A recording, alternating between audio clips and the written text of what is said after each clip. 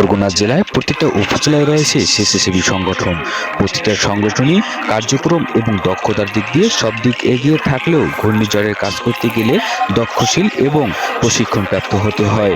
সেই তুলনায় অনেকে কাজ করার ইচ্ছা থাকলেও ঘূর্ণিঝড়ে কাজ করতে পারে না, কারণ প্রাথমিক চিকিৎসা প্রশিক্ষণ না থাকায় আমরা অনেক স্বেচ্ছাসেবীরাই ঘূর্ণিঝড়ে কাজ করার ইচ্ছে থাকলেও আমরা এগিয়ে যেতে পারি না, শুধু দেখতেই হয় নিরুপায় হয়ে। এখন আপনারা দেখবেন অ্যাডভান্স ভলান্টিয়ার প্রশিক্ষণে জাগরণী কর্তৃক আয়োজিত একটি বিচিত্রময় ঘূর্ণিঝড়ের চিত্র।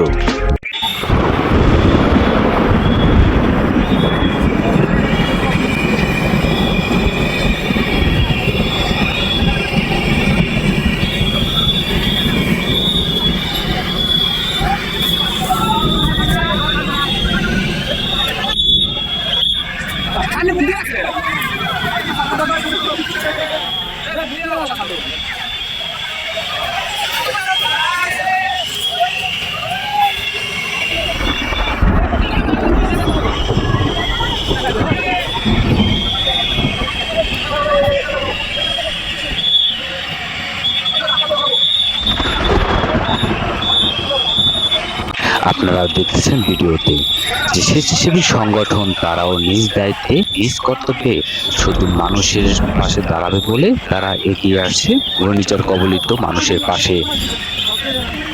তারা জাগরণী কর্তৃক আয়োজিত তারা প্রাথমিক চিকিৎসা প্রাপ্ত এবং তারা এই প্রশিক্ষণটি নিতে পেরেছে এবং তারা তার বাস্তবায়নে কাজ করে যাচ্ছে। এইখানে তারই একটি চিত্র আপনাদেরকে দেখাচ্ছি। মূলত প্রাথমিক চিকিৎসা প্রাপ্ত এবং রেস্কিউ এসব কার্যক্রমে রেড ক্রিসেন্ট, সিপিপি এবং স্পেশালি ফায়ার সার্ভিস কর্মীরা তারা কাজ করে থাকে ঘূর্ণিঝড়ে। অন্যান্য সংগঠন কাজ করার ইচ্ছা থাকলেও প্রশিক্ষণপ্রাপ্ত না থাকায় পারে না। তারই একটি চিত্র দেখুন। জাগরণী কর্তৃক এই প্রশিক্ষণটি দেওয়ায় এখন স্বেচ্ছাসেবীরাও মোটামুটিভাবে তারা এগিয়ে আসছে। এই যে সিপিপি, রেড ক্রিসেন্ট এবং ফায়ার সার্ভিস কর্মী ভাইদের পাশাপাশি স্বেচ্ছাসেবীরা দুর্দান্তভাবে কাজ করে যাচ্ছে। আমরা আশা করব আগামী দিনে কখনো যদি উপকূলবাসী দুর্যোগ হানে সেক্ষেত্রে স্বেচ্ছাসেবীরাও দারুণ এক অবদান ভূমিকা রাখবে বলে আমরা আশাবাদী। ধন্যবাদ জানাই জাগরণীকে যারা এরকম একটি স্বেচ্ছাসেবীদের জন্য উদ্যোগ নিয়েছে।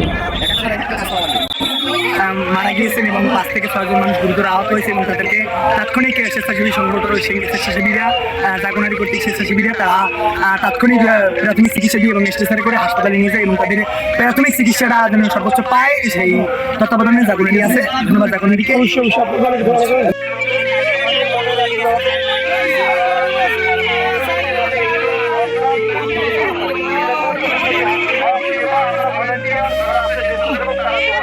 অনেক 20 জনের মতো মানুষ আহত হয়েছে এবং আমার 5 জনের মতো মানুষ নিহত হয়েছে।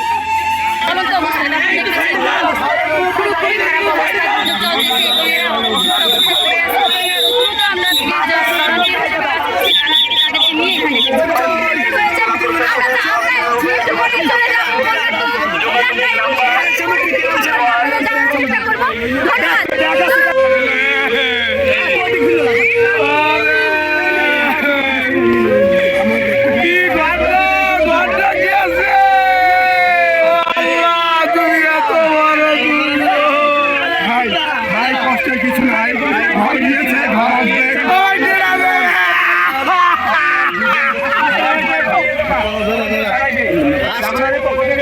নিয়ে আসছি আমরা সামান্য।